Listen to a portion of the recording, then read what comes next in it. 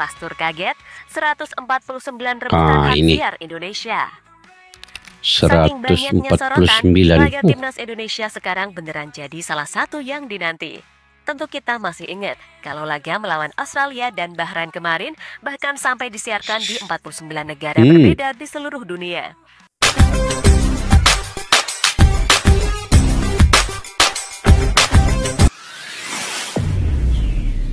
Assalamualaikum dan salam persaudaraan, salam sepak bola. Selamat bertemu kembali guys di channel Askalani Studio.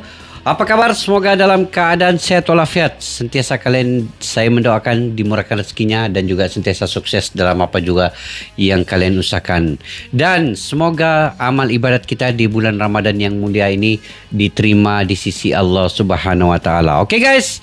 Selepas selesai 3 pemain amunisi baru yaitu Emil Audero, Dian James dan juga Joel Palopasi selesai mengambil sumpah WNI di Eropah, ini bermakna ketiga-tiga pemain ini bisa bermain melawan Australia karena tarikh tutup pendaftaran pemain itu pada 13 Maret ini guys. Jadi masih dapat kesempatan untuk memasukkan 3 nama ini. Okey. Sekarang ini kalau dulu lah Indonesia ini main macam kita anggap biasa saja. Kita tidak pun rasa macam teringin, tertunggu-tunggu, ternanti-nanti. Tapi saat ini semua ternanti-nanti perlawanan timnas Indonesia ini. Bila agaknya Indonesia main, bila ya. Semua begitu dia punya perasaan itu yang keterujaan, keinginan. Begitu guys, keinginan untuk melihat timnas Indonesia itu bermain lawan Australia ini. Dan saya yakin ya, melawan Australia ini Indonesia bisa mencipta kejutan. Itu sejak saya punya keyakinan, saya punya optimis ini guys. Indonesia ini akan ada kejutan. Walaupun kalau kita melihat struktur pemain itu tidaklah jauh beda ya dengan era Sintayong dan era Patrick Kluivert ini adalah sedikit perubahan. Pemain baru Bagaskara dan juga pencoretan 2 nama yaitu Witan Sulaiman dan juga mantan kapten Asnawi Mangku Alam, tetapi dengan kemasukan 3 amunisi baru. Nah, sekarang ini apa? Di bahagian lini depan ini kita ada Oli Romini, kita ada Orat Mangun, kita ada Rafael Struijk, kita ada Ramadan Sananta, dibantu juga mungkinlah oleh Joel Palopasi ini, dia ke depan sedikit membantu. Marcelino Ferdinand juga ada di situ dan juga top striker ini Oli Romini. Ini yang kita tidak sabar juga guys menantikan permainan Oli Romini ini. Saya ingin melihat Oli Romini dan juga Joel Palopasi ini. Saya ingin melihat 2 kombinasi ini. Bagaimana mereka mencipta peluang dan memberikan assist kepada teman-teman yang lain juga di lapangan. Oke guys, satu lagi yang saya ingin reaksi hari ini yang terkait dengan pemain itu selesai. 3 pemain amunisi baru siap mengambil sumpah WNI. Sekarang ini Pastur kaget 149 negara rebutan hak siar Indonesia lawan Australia. Saatnya jungkalkan raksasa Asia. Oke guys, ini yang saya ingin reaksi pada hari ini. 149 negara, bayangkan yang ingin merebut hak siar ini. Apa di sebalik video ini guys? Yuk kita simak dulu.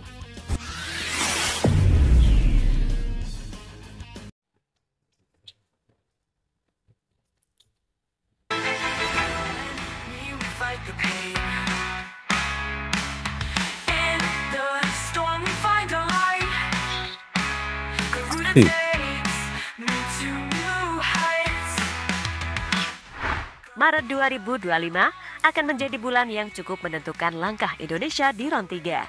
Sebab jika tim Garuda bisa seenggaknya meraih 4 poin atas Australia dan Bahrain, maka peluang untuk bisa paling tidak mengamankan tiket round 4 satu tangan didapat. Ya, optimisme itu sejatinya wajar, apalagi di awal tahun Memang wajar. 2025 ini. PSSI melakukan manuver satset yang mendatangkan oleh Romini dan 3 pemain lainnya seperti Joel Palopasi, Emil Audero, serta Dean James yang akan disumpah WNI pada hari ini. Mantap. Sementara itu, melihat segala perubahan yang ada ada di skuad Indonesia jelas membuat banyak negara-negara di dunia makin kepo dengan kekuatan baru Indonesia. Apalagi mereka punya jajaran pelatih berkualitas dari Belanda. Dan tak heran kalau lebih dari 100 negara berebut hak siar timnas Indonesia di bulan Maret ini. Berebut hak siar nih. Selain itu, mereka juga penasaran dengan skuad mewah yang dimiliki Indonesia saat ini. Apakah Indonesia bisa mencuri poin penuh di markas Australia? Bisa guys, bisa mencuri poin penuh ataupun 1 poin. Alex Pastor kaget 149 negara berebut.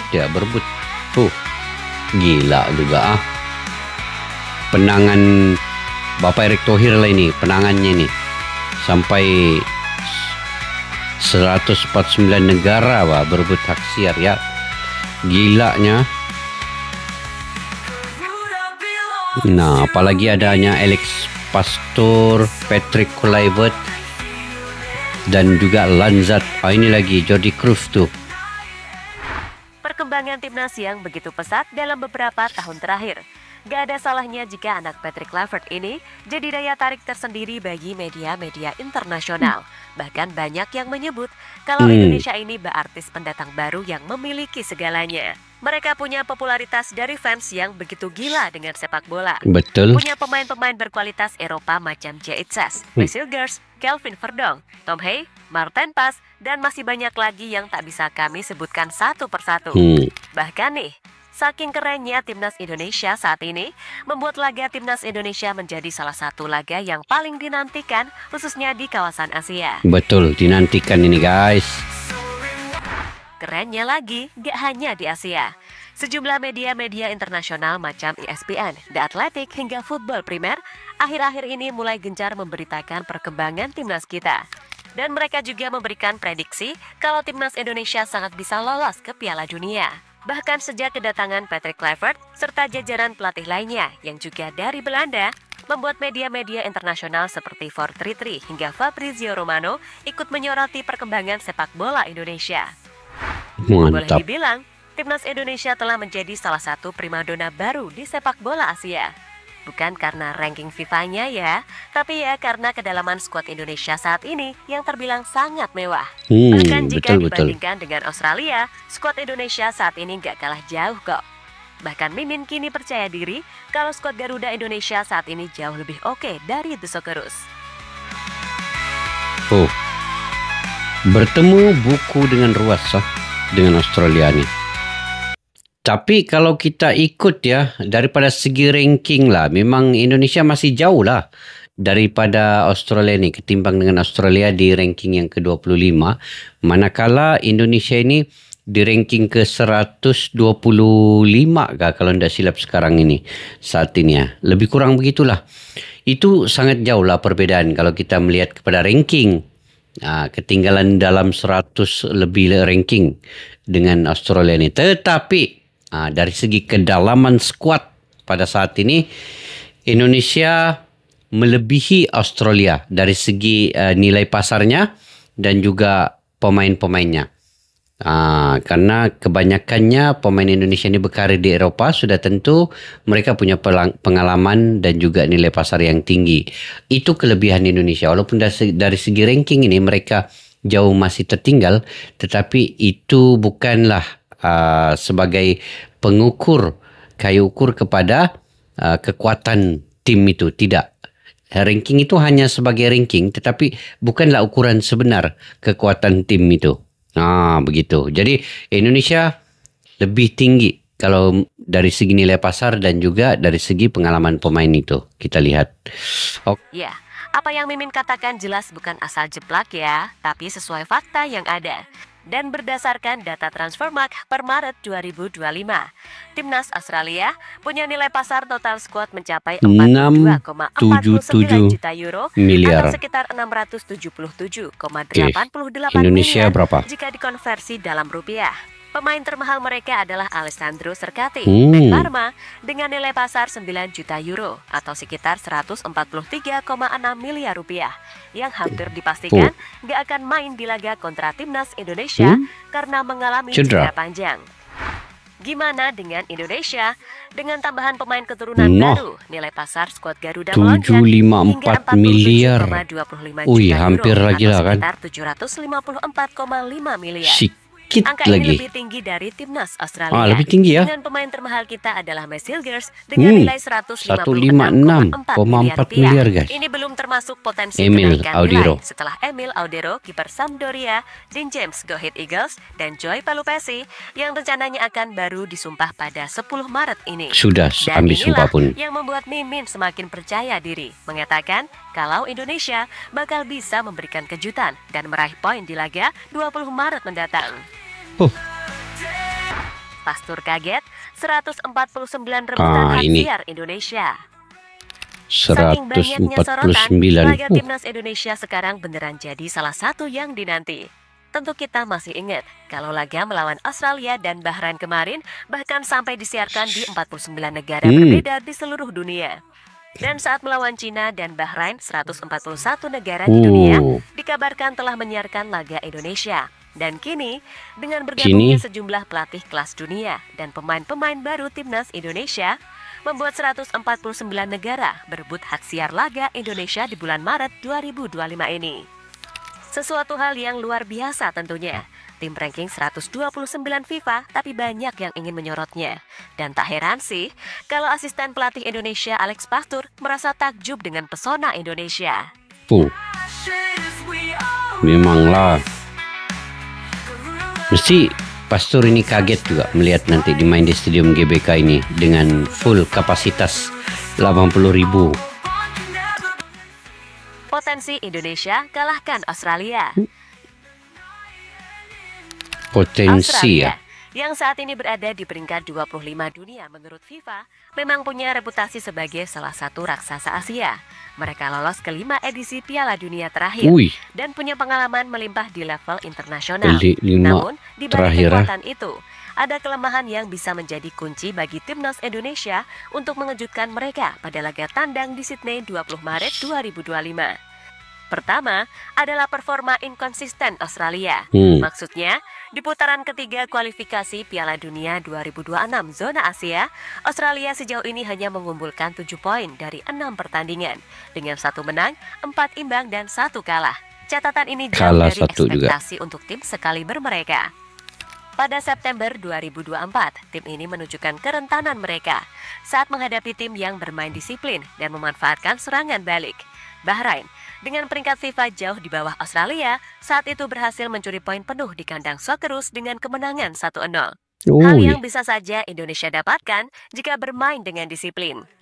Selain itu, saat main di Jakarta pada 10 September 2024, Australia juga gagal mengalahkan Indonesia, bahkan untuk mencetak gol. Hal ini membuktikan bahwa Garuda mampu meredam agresivitas Australia. Meski saat itu skuad Indonesia belum diperkuat nama-nama seperti Ole Romani, Kevin Dix, dan Emil Audero. Sebagai info tambahan, dari 6 laga, Australia hanya mencetak 4 gol dan kebobolan 3 gol. Statistik yang menunjukkan lini serang mereka kurang tajam, sementara pertahanan mereka tak sepenuhnya solid. Celah ini membuka peluang bagi Indonesia. Jika Bahrain bisa mengalahkan Australia dengan pendekatan bertahan dan serangan balik, mengapa Garuda tidak bisa melakukan hal serupa dengan skuad yang lebih berkualitas? Benar. Kedua, celah yang bisa dimanfaatkan Indonesia adalah lini depan Australia yang kurang dinamis. Mereka mungkin punya Yenggi dan Duk yang merupakan penyerang oportunis, tapi mereka bukan tipe striker yang konsisten mencetak gol di level klub. Dalam 6 laga, Australia hanya mencetak 4 gol, rata-rata 0,67 gol per laga. Nah, kelemahan ini bisa dimanfaatkan timnas untuk memastikan Australia tak bisa menjebol gawang timnas. Dengan sebaliknya, kehadiran Ole Romani dari Oxford United bisa jadi opsi pembeda. Ia adalah penyerang modern dengan kemampuan fisik, teknik, dan naluri gol yang tajam. Dan 1 gol yang telah ia cetak di Championship baru-baru ini membuktikan ia punya kualitas tersebut. Naluri Sekarang gol kita bicara skenario timnas menang ya. Di mana menurut kami, untuk mengalahkan Australia, Indonesia perlu menutup ruang Irvine, di mana Joy Palupesi bisa ditugaskan untuk mengawal ketat Irvine agar kreativitas Australia lumpuh. Selanjutnya, timnas juga harus bisa memanfaatkan winger cepat seperti Egy Maulana dan Orat Mangun untuk bisa mengejar bola panjang dan menyerang bek sayap Australia yang sering naik terlalu tinggi. Ketiga, timnas juga harus memaksimalkan set piece, mengingat kita memiliki pemain seperti Maciej Gers dan Jaitzes, serta tendangan sudut atau free kick akurat yang bisa dieksekusi oleh Tom Hay. Terakhir, kita berharap pada finishing Romani. Semakin banyak umpan ke arahnya, maka semakin banyak pula peluang gol yang akan bisa kita dapatkan. Oh, itu. Dan jadi itulah bagaimana pesona Indonesia buat Alex Pastur makin kagum dan heran. Tim dengan ranking FIFA 129 dunia, tapi memiliki kedalaman skuad yang tak kalah dengan ranking 26 dunia. Dan laga versus Australia diyakini bakal menjadi tontonan yang menarik di bulan penuh berkah ini. Mudah-mudahan insya Allah.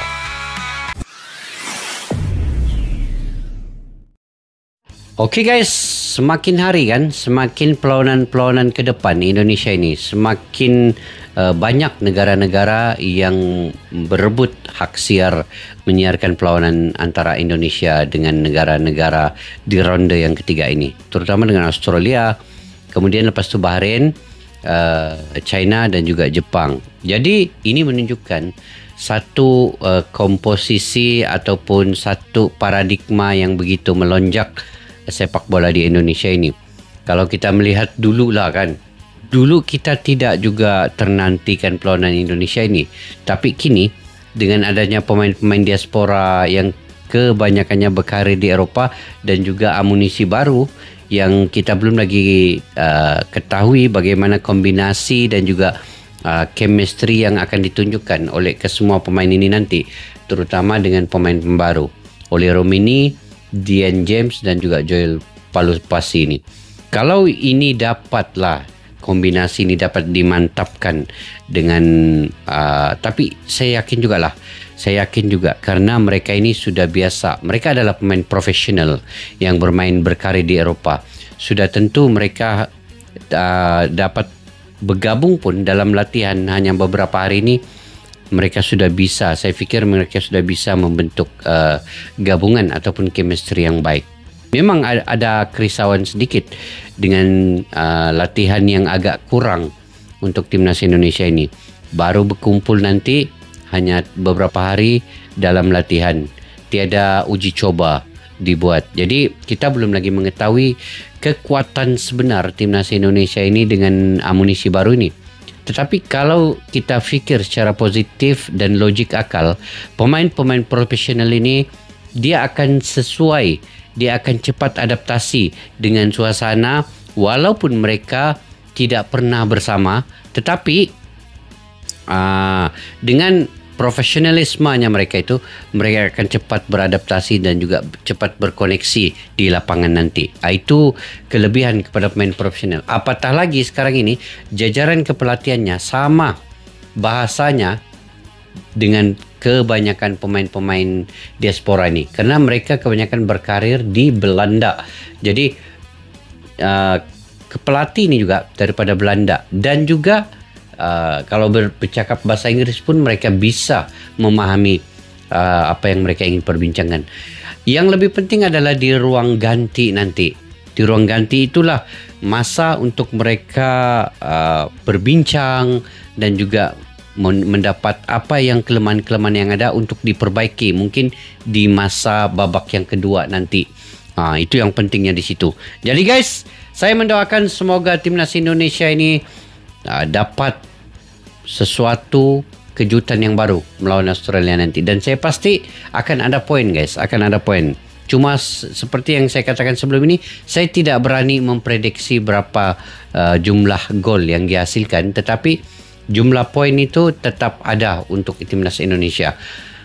Seri, imbang ataupun menang, itu akan ada guys. Jadi kita doakan yang terbaik untuk timnas Indonesia. Oke, bagaimana menurut kalian dengan semua amunisi baru ini? Dengan 149 negara berebut hak siar untuk melihat sendiri bagaimana tim Indonesia ini bermain melawan Australia nanti. Kalian komentar di ruang kolom di bawah jika kalian punya info-info yang terkini dan yang sensasi guys, untuk kita sama-sama mendapat pengetahuan daripada kalian semua. Okey, sampai kita jumpa lagi. Assalamualaikum warahmatullahi wabarakatuh. Bye-bye. Askalani Studio untuk kita channel yang bereaksi tentang apapun yang ada di Indonesia, channel YouTube dari Malaysia di Askalani Studio. Jika mau tahu tentang Indonesia, ayo like and subscribe channel kami Askalani Studio. Askalani Studio.